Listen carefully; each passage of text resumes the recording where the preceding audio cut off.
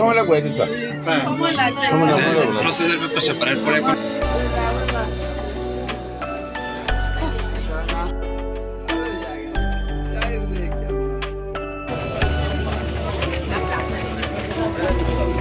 তা আর দিতে দেওয়ার আমি চাই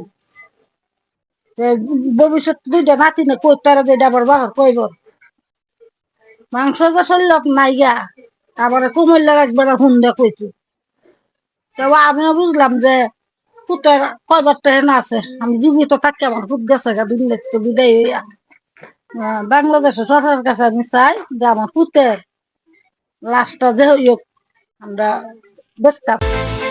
বিকাশ পেমেন্টে 10,000 টাকার বেশি অফার, শপিং চলছে তো।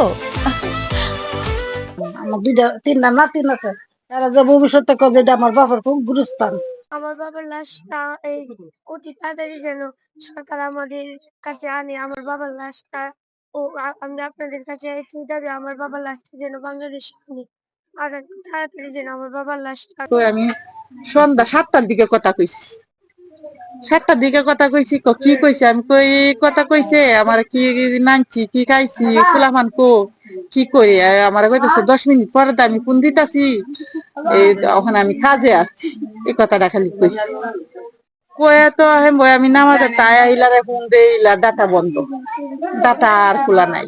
এটাই লাস্ট কথা আমার। আপনার ছেলে মারা গেছে এটার কিন্তু আমাদের মাননীয় প্রধানমন্ত্রী তারেক রহমান সাহেব খোঁজখবর নিতেছে, আমাদের প্রবাসী কল্যাণ মন্ত্রী সাহেব আপনাদের খোঁজখবর নিতেছে, আমাদের যে মন্ত্রী কুলিয়ারচর বাড়ি যে আমাদের শরীফুল আলম সাহেব প্রতিমন্ত্রী সাহেব উনি খোঁজখবর বারবার ফোন দিয়ে খোঁজখবর নিতেন। এই ছেলেদের বাচ্চাদের আপনাদের খোঁজখবর নিতেছে এবং আপনার ছেলের লাশ বিদেশ থেকে আনার ব্যাপারে কিভাবে আনা যাবে সমস্ত কিছু সরকার আপনাদের বহন করতে হবে। লাশ আমরা আনার ব্যবস্থা করছি দেশে।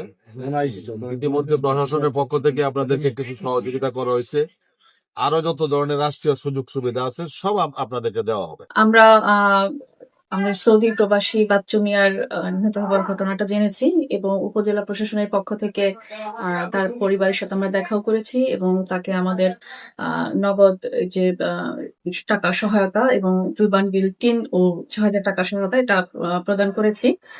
তো তার লাশ আনার বিষয়ে আমরা যথাযথ কর্তৃপক্ষের সাথে যোগাযোগ করছি এবং আমরা আশা করছি খুব দ্রুতই তার লাশ নির্বিঘ্নে আমাদের দেশে এসে পৌঁছাবে এবং তার পরিবারের কাছে এসে পৌঁছাবে। আর উপজেলা প্রশাসনের পক্ষ থেকে আমরা তার সার্বিক দেখভাল করার প্রতিশ্রুতি দিয়েছি এবং আমরা আমাদের প্রতিশ্রুতি রক্ষা করবো ইনশাল্লাহ।